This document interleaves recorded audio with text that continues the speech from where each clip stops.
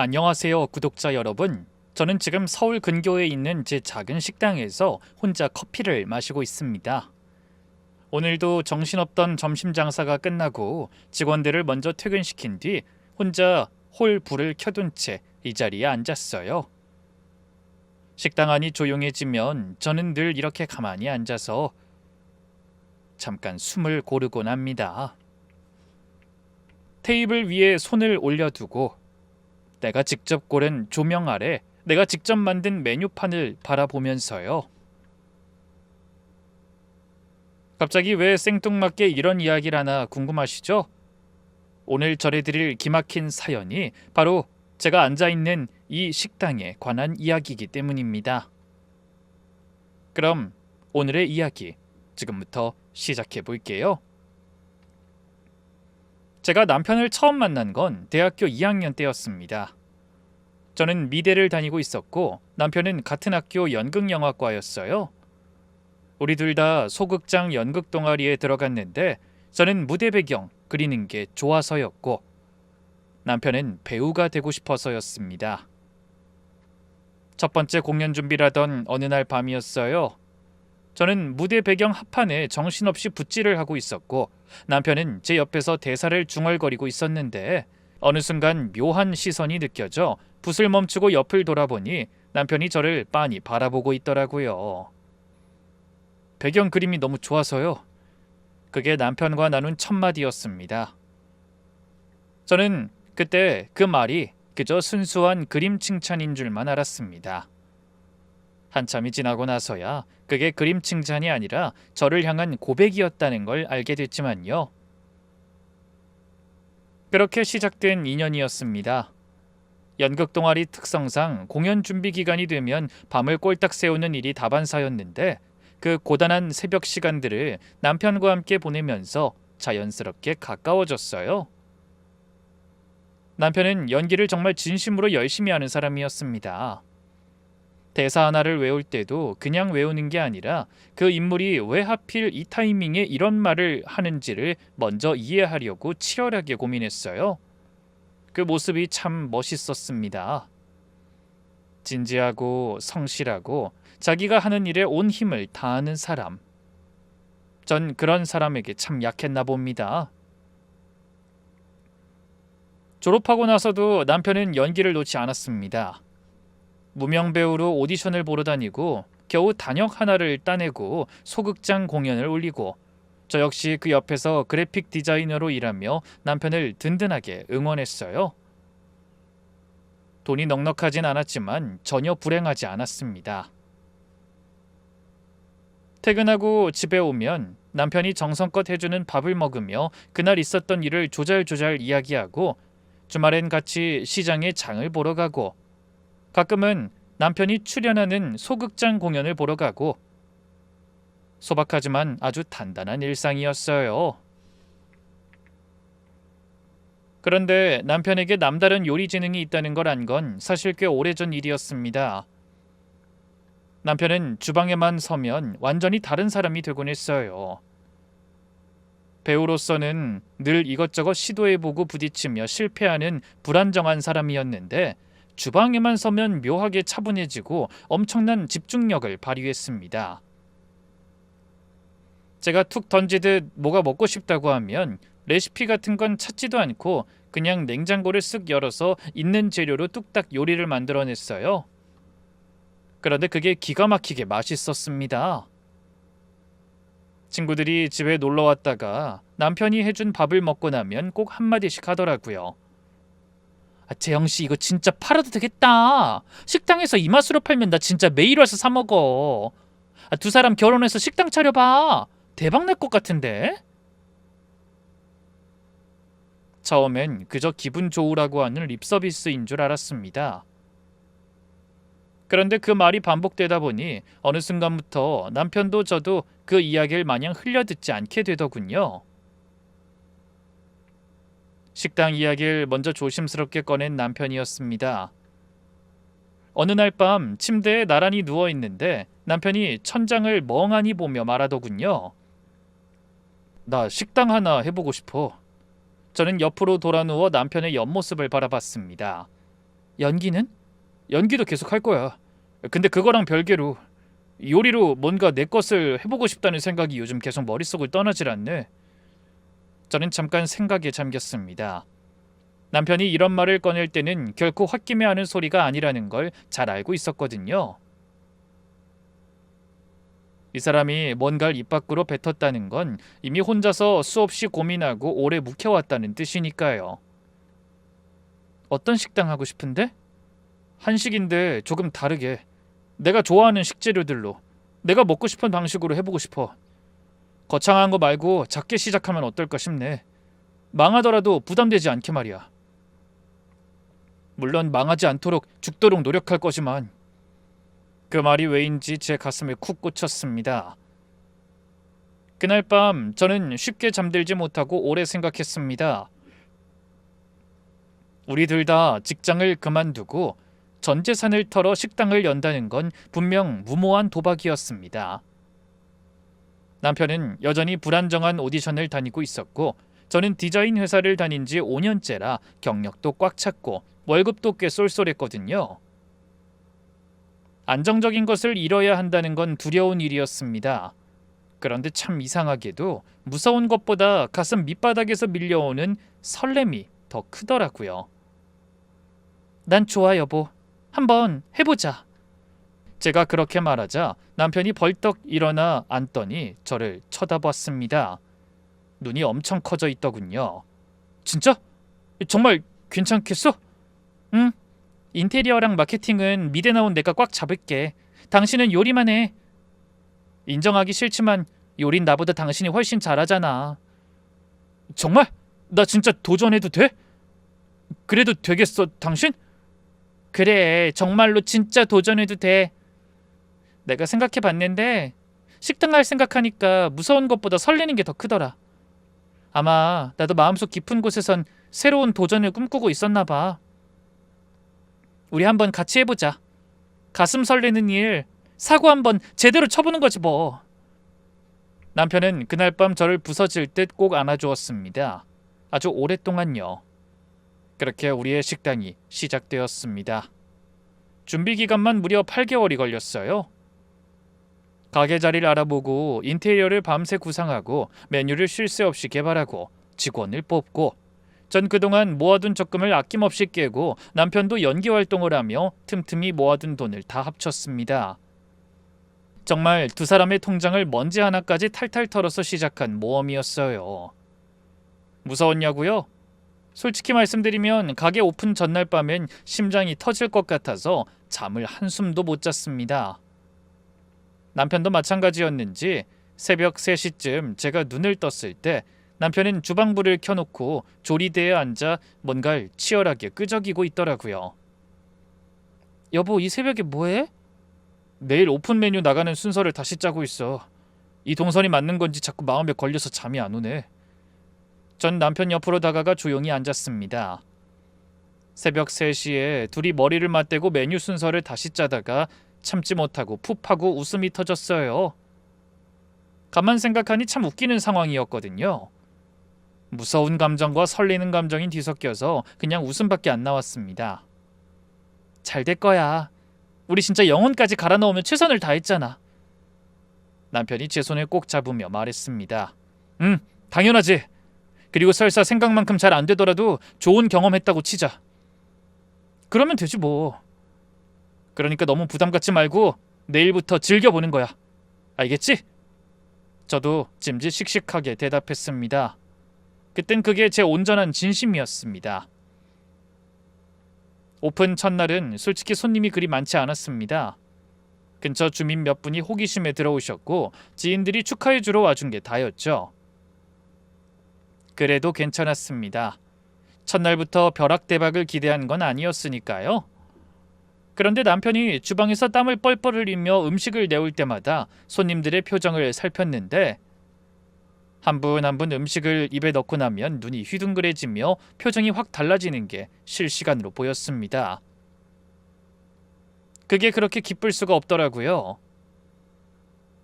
입소문이 무섭게 나기 시작한 건 오픈하고 2달쯤 지났을 때였습니다. SNS에 누군가 올린 우리 가게 음식 사진이 순식간에 퍼지기 시작하더니 주말에 무려 웨이팅이라는 게 생기기 시작했어요. 저는 대기 명단을 처음 받아들었을 때 손님들 몰래 뒤돌아서서 혼자 조용히 입술을 깨물며 웃었습니다. 주책맞게 눈물이 찔끔 나더라고요. 기쁨과 안도의 눈물이었습니다. 남편은 밀려드는 주문 때문에 주방에서 아예 나올 수가 없었기에 장사가 다 끝나고 나서야 슬며시 소식을 전해줬습니다. 여보, 오늘 우리 가게 웨이팅 걸렸어. 남편이 설거지를 하던 손을 순간 뚝 멈추더니 저를 획 돌아보더군요. 진짜로? 응, 무려 6팀. 대박이지 않아? 6팀이나 우리 음식을 먹으려고 밖에서 줄을 서서 기다려줬다고. 남편은 한동안 멍하니 서서 아무 말도 하지 못했습니다. 그러더니 이내 눈시울이 붉어지더라고요. 저도 울컥해서 눈물이 쏟아질 것 같았지만 둘 다 꾹 참으며 바보처럼 마주보고 웃었습니다. 그렇게 우리 식당은 조금씩 그리고 꽤 빠르게 자리를 잡아갔습니다. 지역 맛집 블로그에 단골로 오르고 SNS에 꼭 가야 할 핫플레이스가 되면서 평일 점심에도 웨이팅이 길게 늘어서기 시작했어요. 남편은 주방에서 불과 씨름하느라 더 바빠졌고 저는 홀 운영에 마케팅 그리고 정산과 경영 관리까지 도맡아 하느라 눈코 뜰 새 없이 바빴습니다. 몸은 부서질 듯이 힘들었지만 그 힘든 게 전혀 싫지 않았어요. 자식 같은 내 가게가 무럭무럭 자라는 걸 눈으로 확인하는 뿌듯함이었으니까요. 그런데 딱 그 무렵이었습니다. 시모가 처음으로 식당 카운터에 더러운 손을 대기 시작한 게요. 처음엔 정말 꿈에도 몰랐습니다. 그저 시어머니가 고생하는 아들 가게에 와서 이것저것 챙겨주시는 줄로만 알았어요. 식당에 오셔서 홀을 한 바퀴 쓱 둘러보시고 음식도 한 그릇 드시고 그러다 가시는 줄 알았습니다. 그런데 어느 날 마감 정산을 하는데 현금 숫자가 이상하게 맞지 않는 겁니다. 처음엔 피곤해서 제가 계산을 잘못한 줄 알고 2번, 3번 다시 해봤어요. 하지만 역시나 돈이 비었습니다. 카운터 옆에 잔돈이나 현금 결제 금액을 잠시 두는 시크릿 바구니가 있었는데 거기서 명확하게 현금이 빠져나가고 있었던 겁니다. 설마 하는 불길한 마음에 가게 CCTV를 돌려보았습니다. 화면을 확인한 순간 제 눈을 의심했습니다. 시모가 카운터 옆을 지나가면서 주변 눈치를 슬쩍 보더니 너무나도 자연스럽게 바구니에 손을 집어넣어 현금을 쓱 빼돌리는 장면이 고스란히 찍혀있더군요. 마치 자기 지갑에서 돈을 꺼내는 것처럼 당연하고 뻔뻔한 모습이었습니다. 저는 그날 밤 한참 동안 그 영상을 멈춰둔 채 멍하니 모니터만 바라봤습니다. 머릿속이 진흙탕처럼 복잡해졌어요. 이걸 남편한테 어떻게 말해야 하나? 말하면 남편 가슴이 얼마나 찢어질까? 혹시 믿지 않고 화를 내면 어쩌지? 별별 생각이 다 들었지만 결국 말하기로 결심했습니다. 이건 그냥 덮고 넘어갈 수 있는 수준의 문제가 아니었으니까요. 그날 밤 남편에게 조용히 CCTV 영상을 보여줬습니다. 영상이 재생되는 동안 전 남편의 얼굴만 가만히 살폈습니다. 남편의 표정이 무섭도록 딱딱하게 굳어지더군요. 한동안 깊은 침묵이 흐른 뒤 남편이 간신히 입을 열어 말했습니다. 내가 어머니한테 따로 따끔하게 말할게. 당신은 그냥 이번 한 번만 못 본 척, 모르는 척 좀 해줘라. 엄마도 자식 보기 창피할 거야. 그리고 당신한텐 내가 정말 미안해.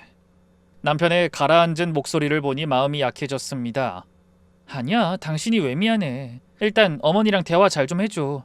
나도 이런 경우는 난생 처음이라 너무 당황스러워서 뭐라고 해야 할지 모르겠네. 하여튼 당신이 잘 좀 말씀드려줘. 응, 알겠어. 남편이 무겁게 고개를 끄덕였고 저 역시 그 뒤로 그 찜찜한 기억을 애써 머릿속에서 지우려고 노력했습니다. 남편이 시모에게 뭐라고 했는지, 시모가 어떤 변명을 늘어놓았는지 굳이 캐묻지 않았어요.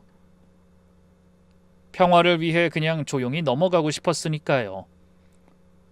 다행히 그 이후로 카운터에서 현금이 감쪽같이 사라지는 일은 없었습니다.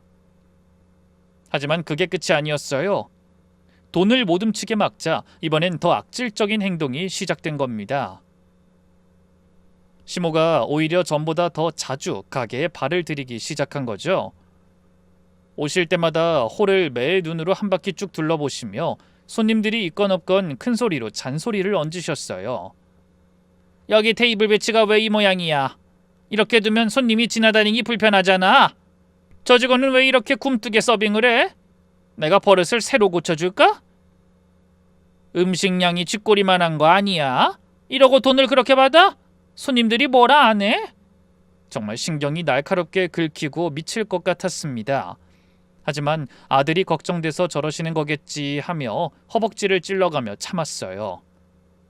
그런데 그 잔소리가 매일같이 이어지더니 급기야 주말엔 대놓고 진상짓을 부리기 시작하더군요. 하필이면 눈코 뜰 새 없이 바쁜 주말 피크타임에만 골라서 시모가 찾아왔는데 그때마다 절대 혼자가 아니었습니다.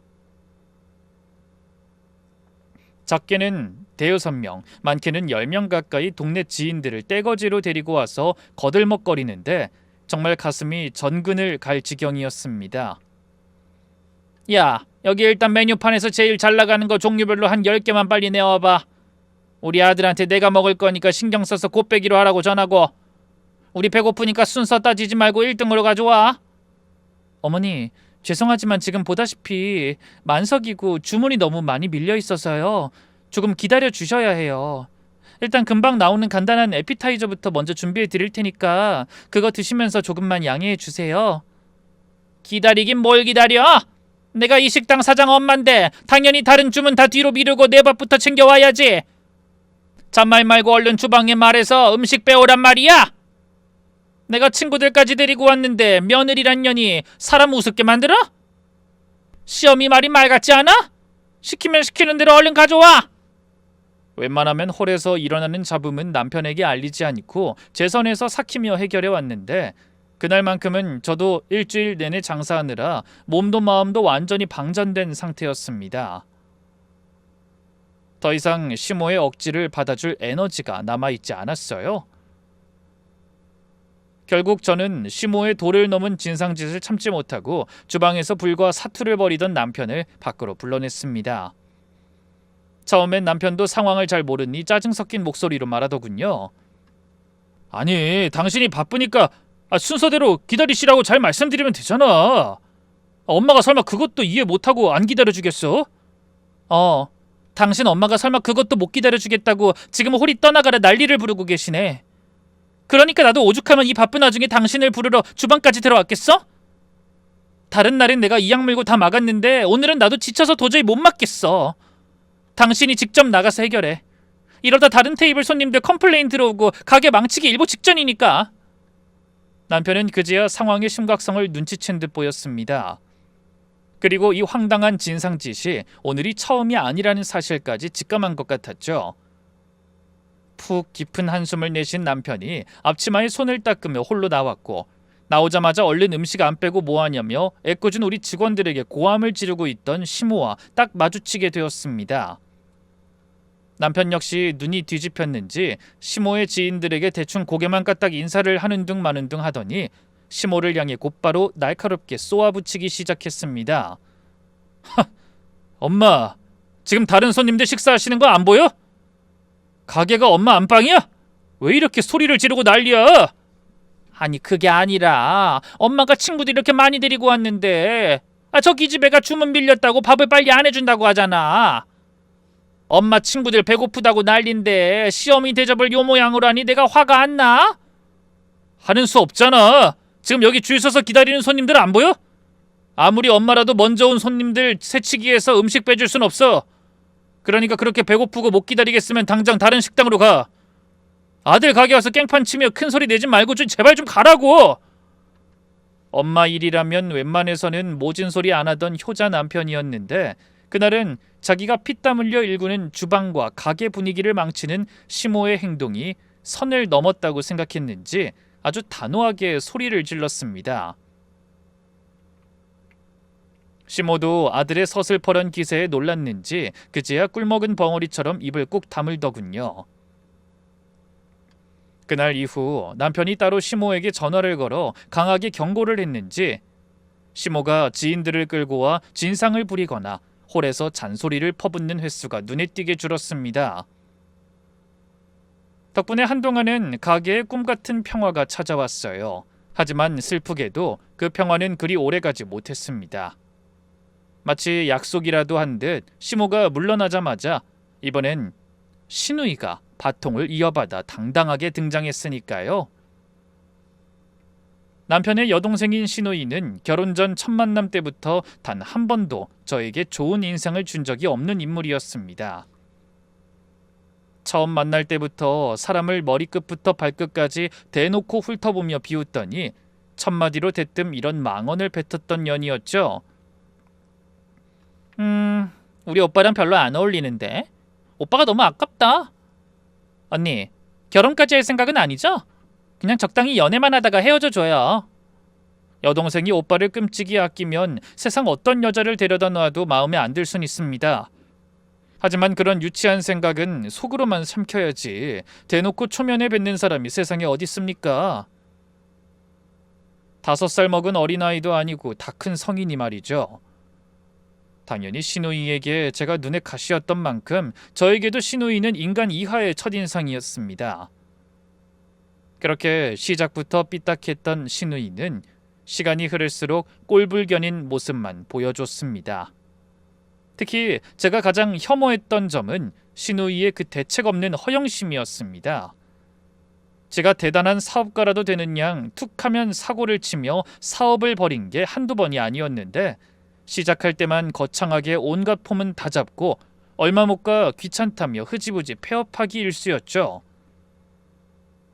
인터넷 쇼핑몰을 한다고 설쳤다가 카페를 차린다고 난리를 쳤다가 수입 의류 사업을 한다고 깝치다가 그때마다 시모는 지 딸 자식 귀하다며 전폭적으로 뒷돈을 대주었고 시누이는 그 돈을 홀라당 써버린 채 결국 매번 막대한 빚만 남겼습니다.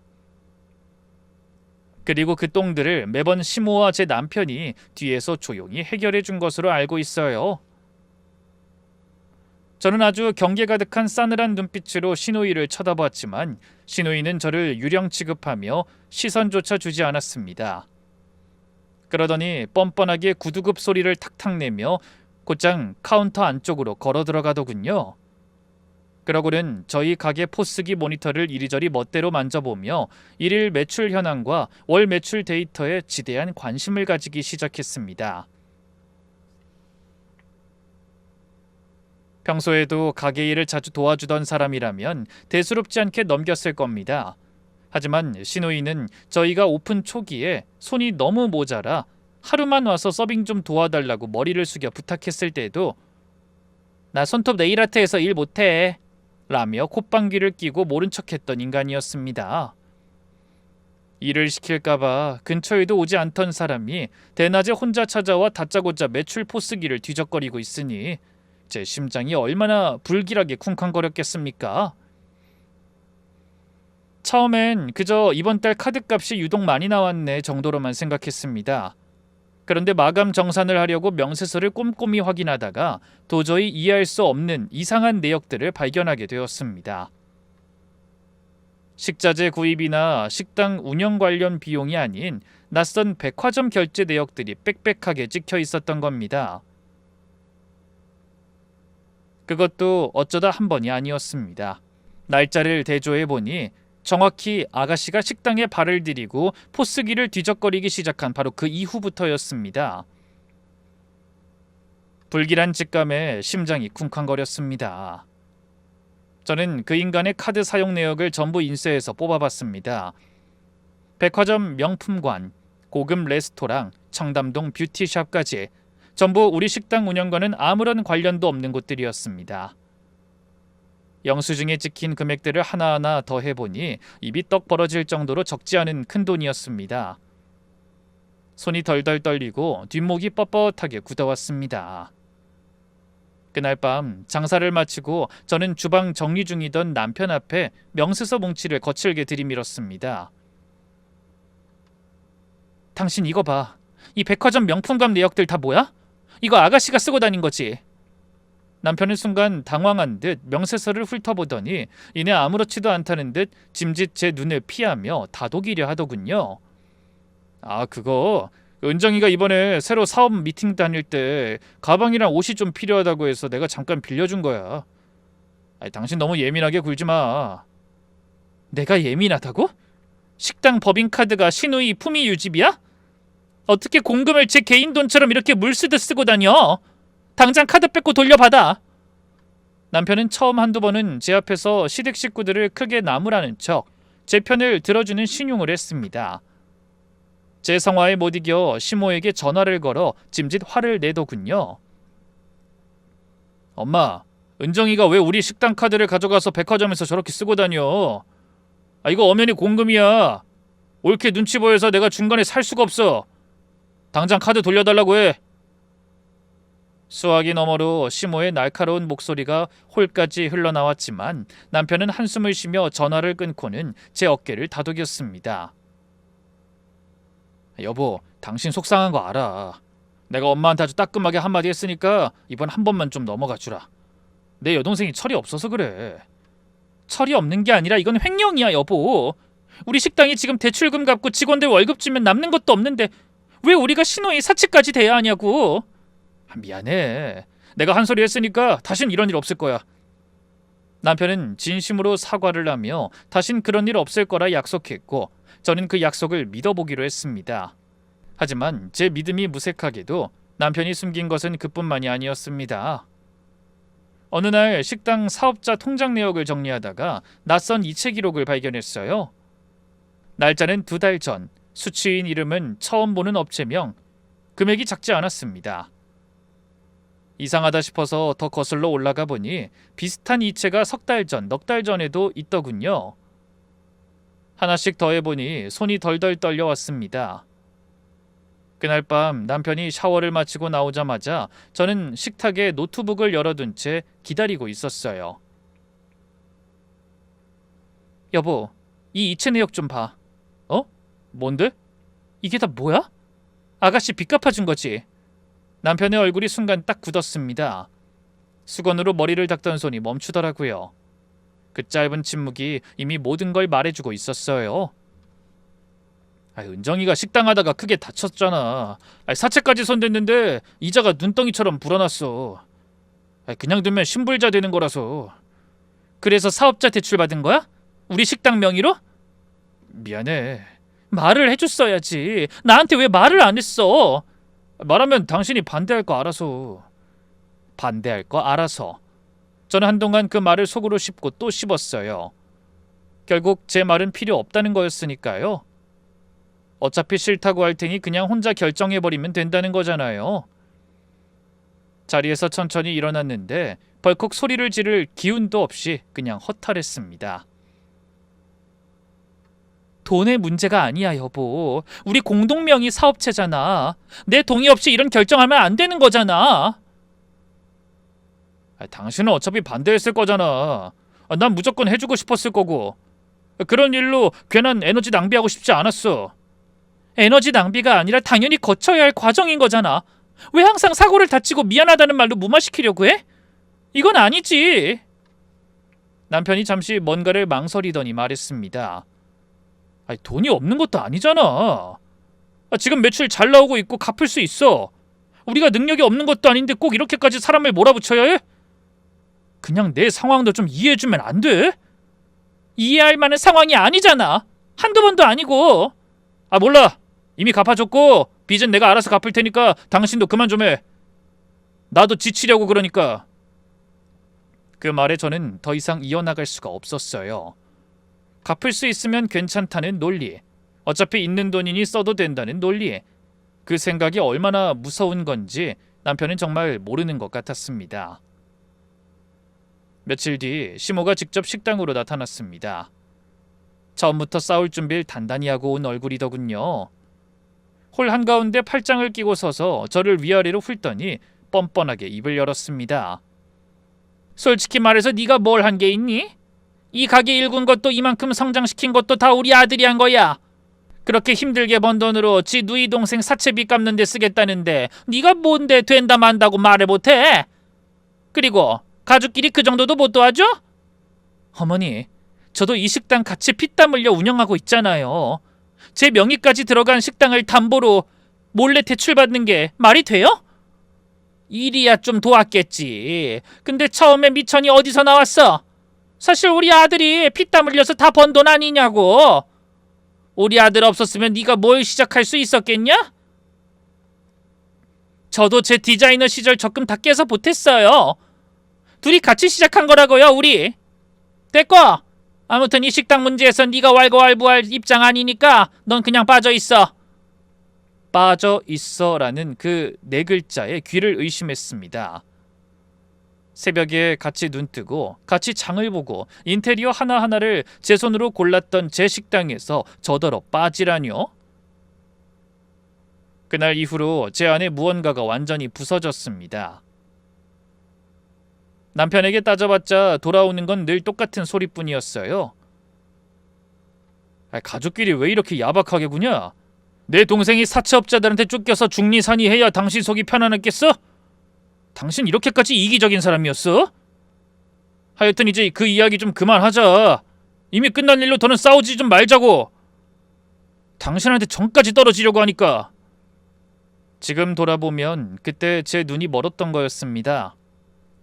시누이가 마음대로 쓰고 다닌 줄 알았던 법인카드 명세서 중에는 주말도 아닌 평일 대낮에 청담동 최고급 미용실과 가로수길의 유명 디저트 카페에서 결제된 내역들이 섞여 있었습니다.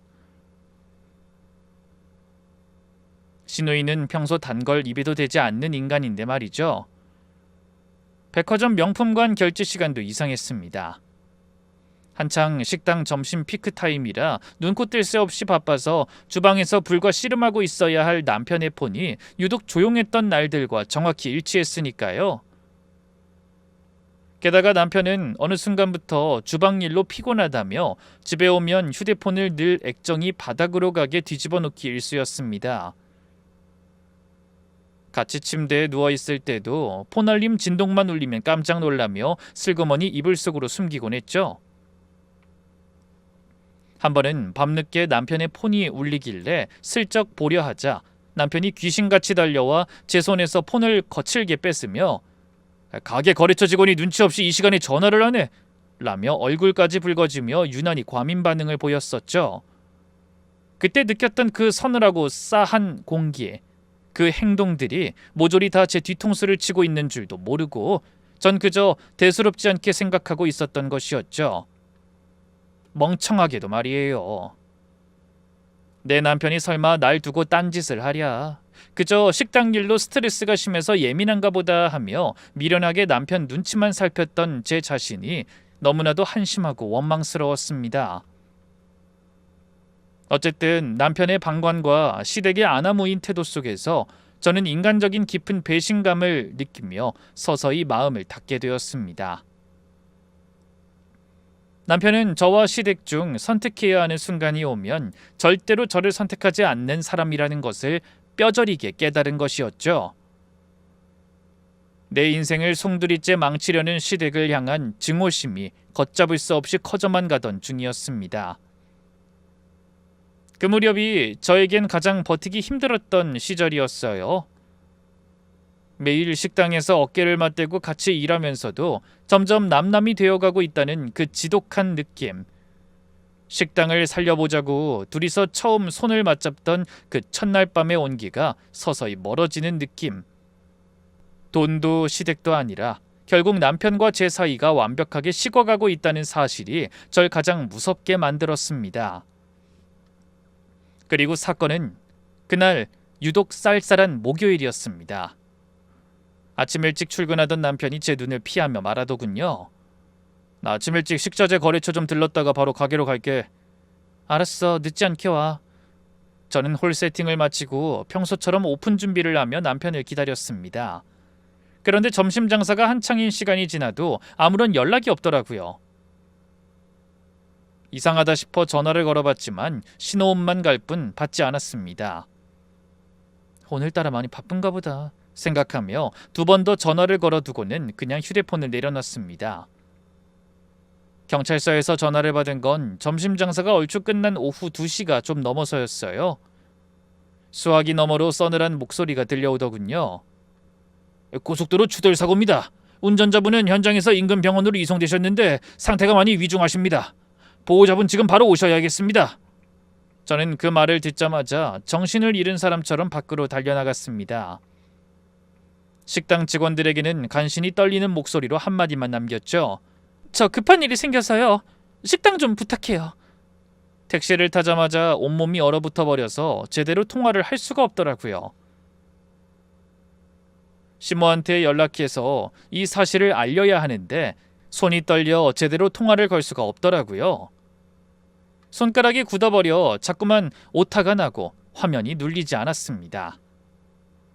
그렇게 병원에 간신히 도착했을 때 남편은 이미 수술실로 들어가고 없더라고요. 빨간 수술등이 켜진 복도 의자에 멍하니 앉아서 기다리는데 시간이 얼마나 흘렀는지 도무지 감이 오지 않았어요. 한참 뒤 의사가 나와 저에게 무어라 말을 건넸지만 귀로 들리면서도 머릿속에서 전혀 처리가 되지 않더군요. 단지 상황이 좋지 않다는 의사만 전달되었을 뿐이었죠. 결국 남편은 중환자실에서 이틀을 버티다 허망하게 세상을 떠나고 말았습니다. 장례는 3일장으로 치렀습니다. 그 사흘 동안 어떻게 버텼는지 모르겠어요. 그냥 서 있었고 인사를 받았고 밤을 새웠어요. 울어야 한다는 걸 알고 있었는데 눈물이 어떻게 나오는지를 잊어버린 것 같았습니다. 그때 처음으로 그 여자를 봤어요. 장례식장 한쪽에 신우이 옆에 딱 달라붙어 있던 낯선 여자. 또래 조문객이 있을 수도 있다고 생각했는데 아무리 봐도 그냥 조문객처럼 보이지 않았습니다. 상주석 바로 옆에 앉아 있는데 그 자리는 가족이 앉는 자리거든요. 신우이가 그 여자 귀에 뭔가를 속삭이다가 둘이 낮게 웃는 걸 봤을 때 저는 그 자리에서 몸이 굳어버렸습니다. 남편 장례식장에서 남편의 여동생과 낯선 여자의 웃음은 너무나도 이상했으니까요. 무슨 영문인지 알 수 없었지만 그 장면이 머릿속에서 사라지지 않았어요. 저는 아는 체 하지 않고 그 여자를 관찰했습니다. 조이금 봉투를 내밀거나 방명록을 쓰는 것도 없이 처음부터 가족인 것처럼 그 자리에 앉아 있었어요. 이상한 일은 그 다음 날에 터졌습니다. 장례를 마치고 이틀 뒤 저는 식당 문을 열고 혼자 정리를 하고 있었어요. 이제부터 어떻게 해야 하는지를 멍한 채로 생각하던 중에 문이 열리는 소리가 났습니다. 고개를 들었더니 그 여자였어요. 장례식장에서 봤던 그 낯선 여자가 혼자 걸어 들어오더니 저를 마주보고 멈춰섰습니다. 그리고 말 한마디 없이 핸드폰 화면을 내 앞에 들이밀었어요. 화면에는 메신저 대화창이 열려 있었습니다. 대화 상대방 이름은 처음 보는 이름이었지만 프로필 사진은 제가 너무도 잘 아는 얼굴이었어요. 남편이었습니다. 대화 내용을 위에서부터 천천히 읽어내려가는데 순간 숨이 턱 막혀왔습니다. 입술을 깨물며 화면을 바라보자 여자는 비웃는 얼굴로 다음 화면을 넘겨 사진 한 장을 보여주더군요. 그것은 종이에 손으로 직접 쓴 문서 사진이었습니다. 식당 지분 전체를 양도한다. 남편의 필체였습니다. 제가 매일 장부에서 보아온 그 특유의 글씨체가 틀림없었죠. 날짜를 보니 남편이 고속도로에서 사고로 사망하기 불과 일주일 전이었습니다. 떨리는 눈으로 지분 내역을 다시 훑다가 제 눈을 의심했습니다. 남편 본인의 지분만이 아니었던 겁니다. 엄연히 제 이름이 적혀있는 제 명의의 지분까지 남편은 제 동의도 없이 이 여자에게 전부 넘기겠다고 버젓이 써준 것이었습니다. 저는 명세서를 볼 때보다 더 심하게 떨리는 목소리를 간신히 통제하며 물었어요. 이거 지금 뭐 하자는 거예요? 이게 다 뭐냐고 물었습니다. 아직 상황 파악이 안 되시나 본데 읽어보신 그대로 지분 양도각서예요. 이 식당 이제 법적으로 제 거라고요. 그러니까 사장님은 이제 여기서 나가주셔야겠어요. 여자의 목소리는 믿을 수 없을 정도로 태연했고 눈빛은 당당하기 짝이 없더군요. 저는 천천히 고개를 들어 여자의 면상을 똑바로 바라봤죠. 그리고 가슴속에서 끓어오르는 무언가를 누르며 아주 조용하고 서늘하게 말했습니다.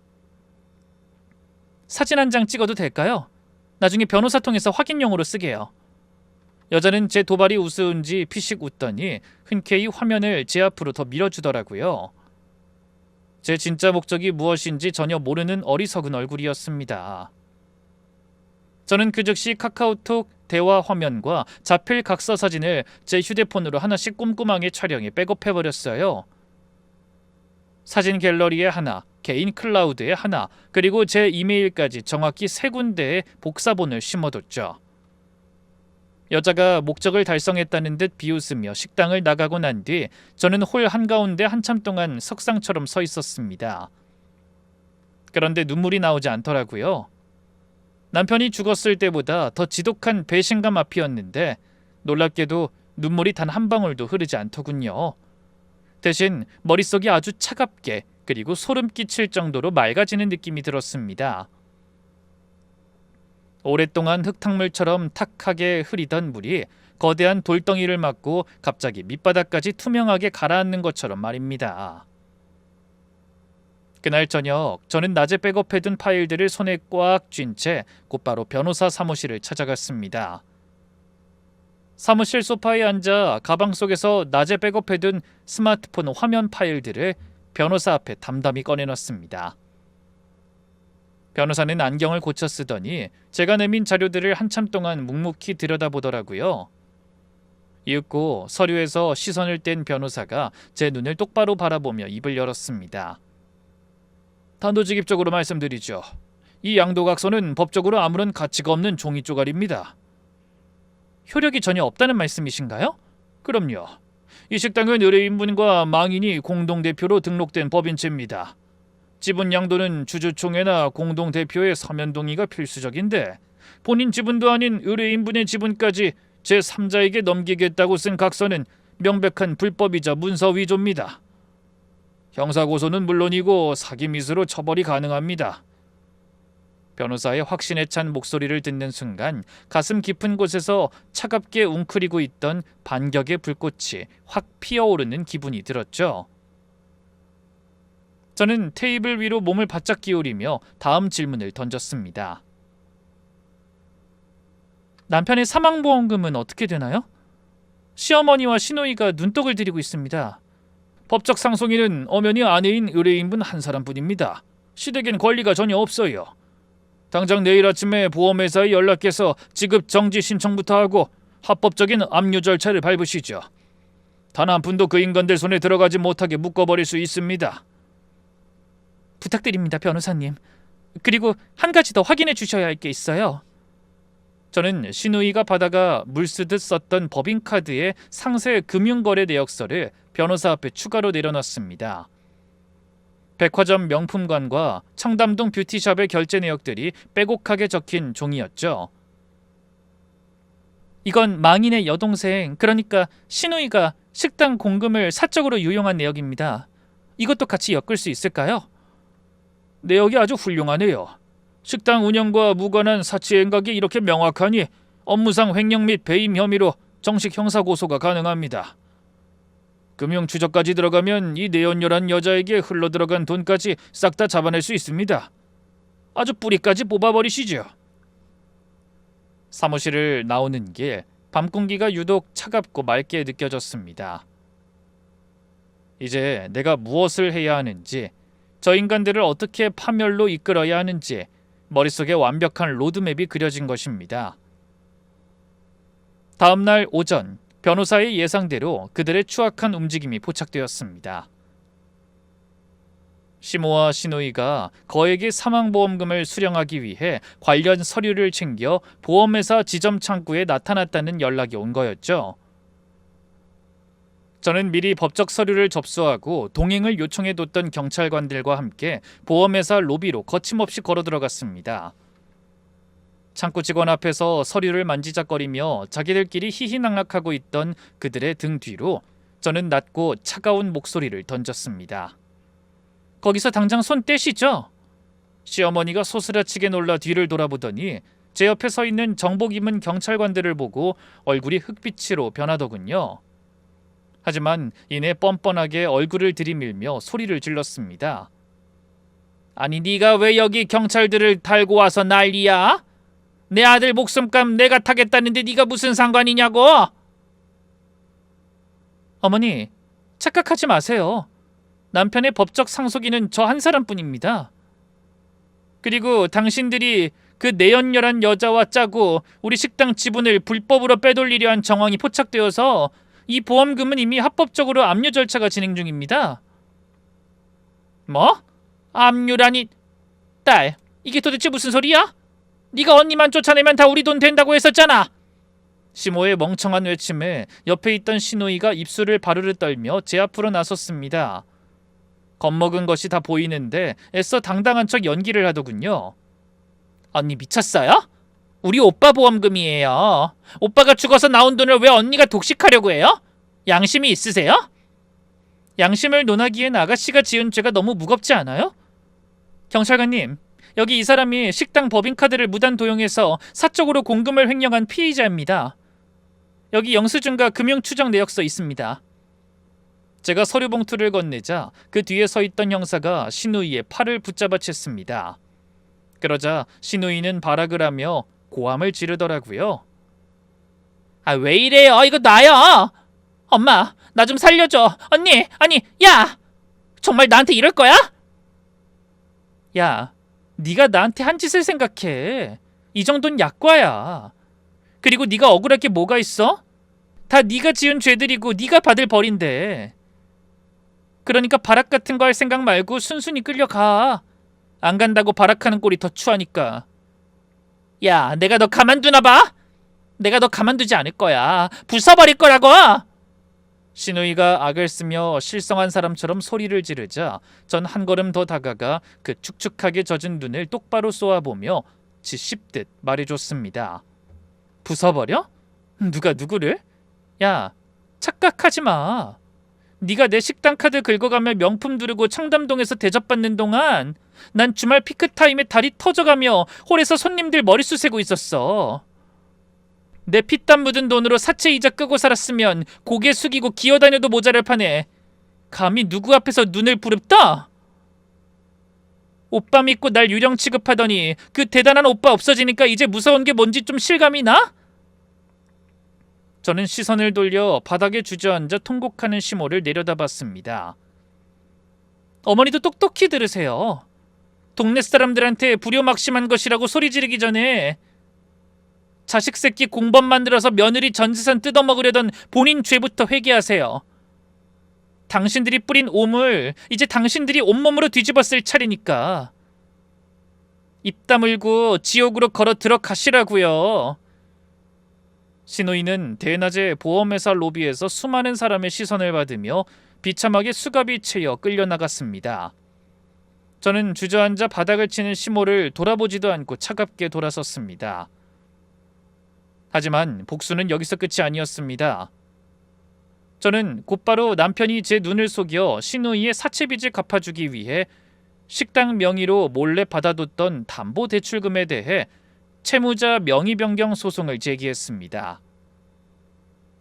남편의 명백한 기망 행위와 그 대출금이 시누이의 사채 대위 변제에 전액 사용되었다는 금융거래 내역이 법정에서 명명백백하게 입증되었습니다.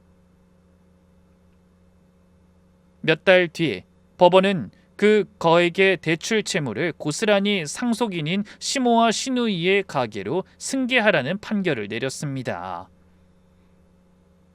법정에서 판결문을 받아들고 나오는 저를 향해 시모가 머리를 풀어헤친 채 달려들어 제 멱살을 잡으려 비명을 질렀습니다. 이 악질 같은 거사. 내 아들 돈도 모자라 이제 이 시어미랑 시누이까지 빚더미에 얹혀서 길거리로 내쫓겠다는 거냐? 어머니, 전 법대로 할 뿐이에요. 당신 딸 사채빚을 왜 제 식당 돈으로 갚습니까? 이제 그 대출금 어머니가 평생 안고 가세요. 내가 돈이 어디 있어서 그 억대 빚을 갚아? 배째라 그래. 난 못 갚아.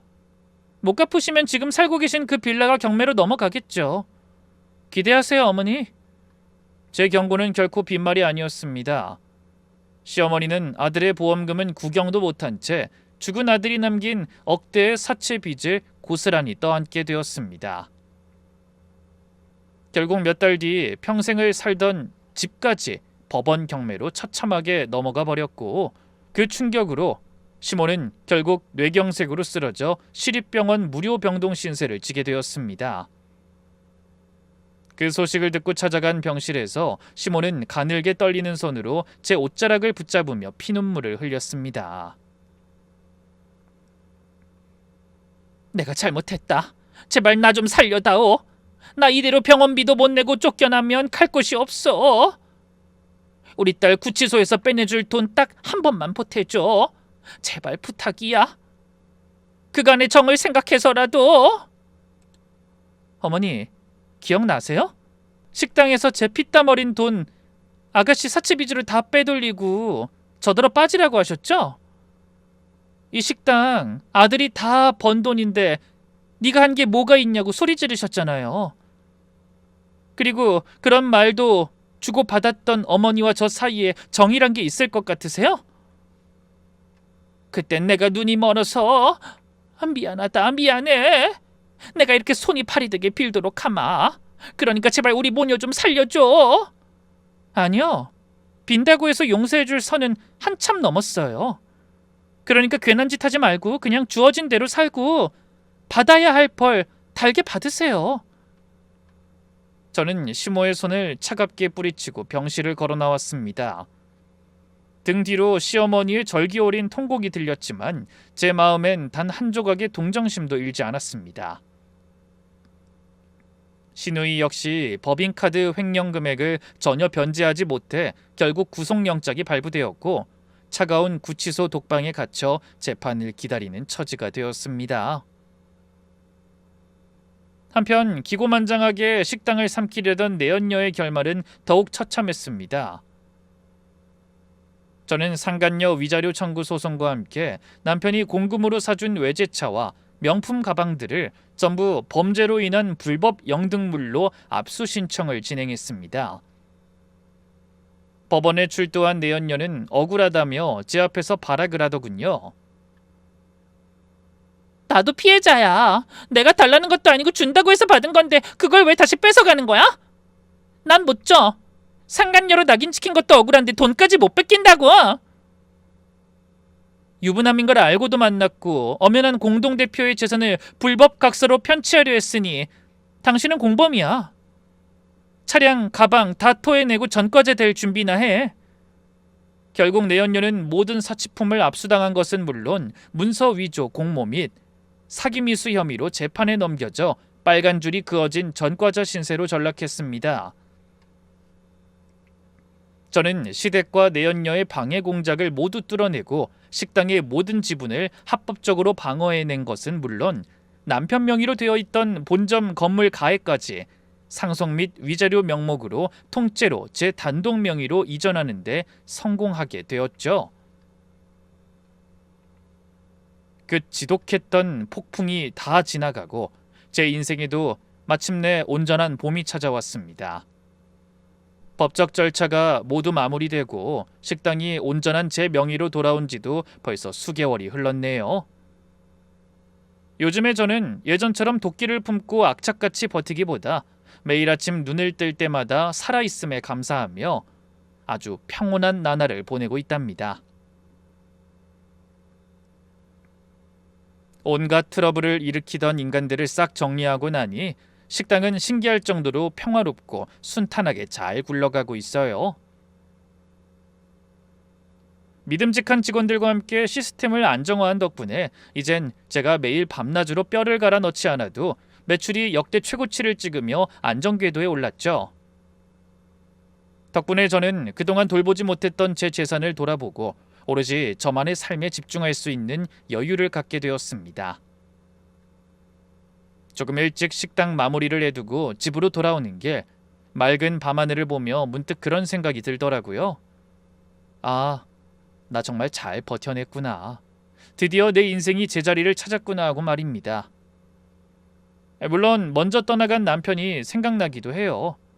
하지만 남편 생각에 슬프다거나 하진 않습니다. 어쨌든 그렇게 가버린 건 안타까운 일이지만 저를 배신한 인간 때문에 슬퍼할 만큼 착한 사람은 아니니까요. 그저 제 인생에서 치러야 했던 가장 혹독한 액땜이었다고 생각하려 합니다. 그 인간들이 어떻게 되었냐고요? 가끔 전해 듣기로는 시몬은 여전히 병원 무료 병동에서 쓸쓸하고 비참하게 반성하는 삶을 살고 있다고 하더군요. 구치소에서 나온 시누이도 가끔 시모를 만나며 예전과는 조금씩 달라진 모습을 보이고 있다고 합니다. 그들이 지은 죄에 비하면 제 성에 차진 않지만 언젠가는 자신들이 저지른 잘못을 진심으로 뉘우치는 날이 오지 않을까 막연히 생각할 뿐입니다. 이제 제 마음속에서 그 인간들의 존재는 완벽하게 지워졌으니까요. 저는 딱 지금처럼만 제 인생을 잘 즐기며 행복하게 잘 지내보도록 노력할 테니 모두 멀리서 지켜봐 주세요.